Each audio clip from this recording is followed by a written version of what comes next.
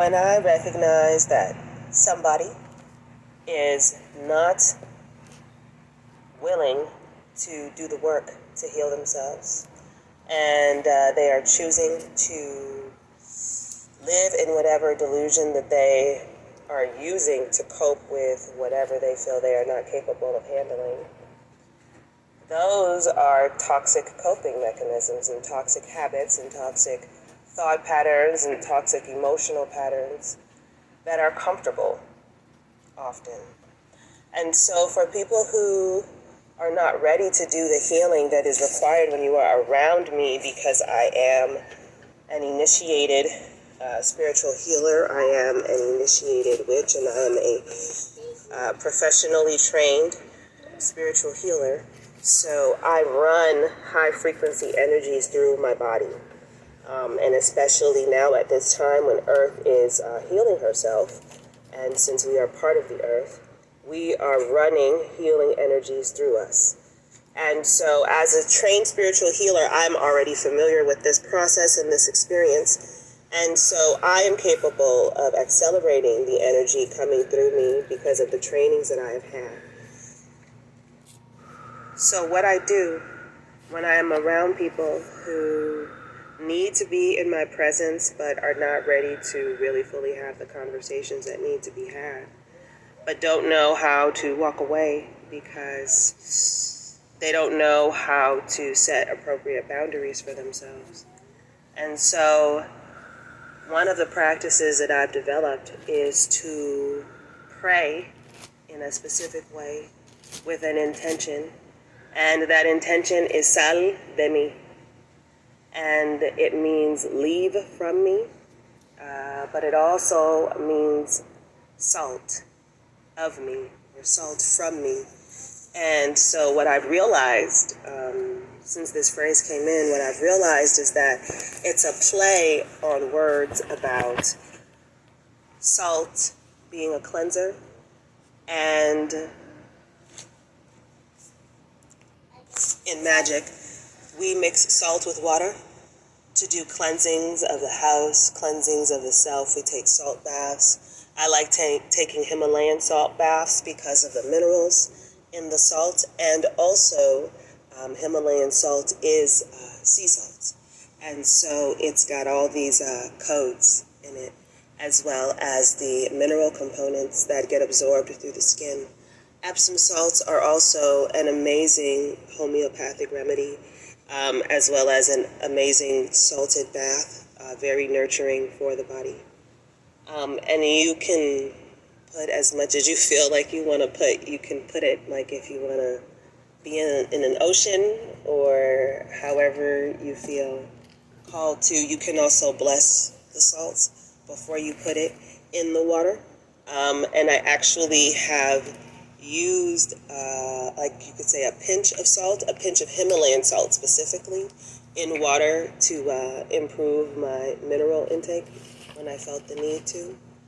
And so Sal De Me is a way of just saying that I am choosing to cleanse in me what is allowing me to continue to be in this experience.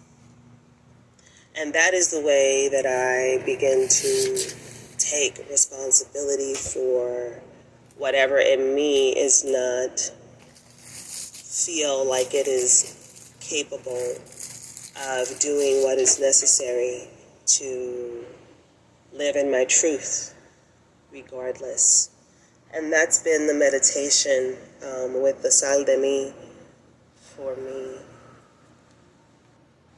I try my best not to blame others for my experiences, because I have recognized that I choose what emotions I am experiencing in the moment. And so I have found ways to value all emotions, all human emotions, so that I am not rejecting them. Because self-rejection means that we are empowering something that we feel is unknown. And then we empower the unknown as a place of terror, rather than as a place of anything else. And I think the key for me that I really want to share, it's like one of my secrets, is when I am around people who are not ready to heal, I push them out with love. And I give them so much love, because what I have found is that their inability to love themselves is what causes them to leave me alone. So I choose to love myself and love them. And I love myself in the gratitude of appreciation that I am choosing to love myself regardless of how someone else is choosing to treat themselves. I had to unlearn taking responsibility for other people's emotional spaces and emotional reactions, and I fine-tuned it because I have intergroup dialogue training. I fine-tuned it to have a really clear sense of empathy and sympathy and compassion, so that I can truly be there for myself while I am going through whatever this other person chose to put themselves through and include me in. I have endless compassion for myself. And that pours into, because compassion, at this point, we are in this space of compassion as an energy that is expansive and expands us, right? That's all of us living that Buddhahood, right? And we can call it any other similar phrase, but it's that amount of gratitude for existence that fills us. And through simply intuition, I have recognized that being in gratitude is what ignites my heart. And in focusing on intensifying the flame of my heart, it expands and naturally encompasses my body. And that is a way that I have protected myself in extremely dangerous situations when I was around people who were trying to end their lives, honestly. And so, knowing that I wanted to live, I would just go into that space, and I would always be okay. I would always be okay. And I've been in almost accidents, I've been in accidents, and other people were injured and I was not.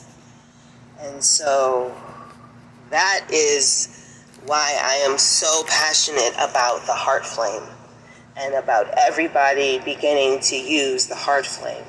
You use it for everything. When you're around all that stuff, you just focus on that heart flame. And you don't even have to say anything, you just focus on that heart flame. When I recognize that somebody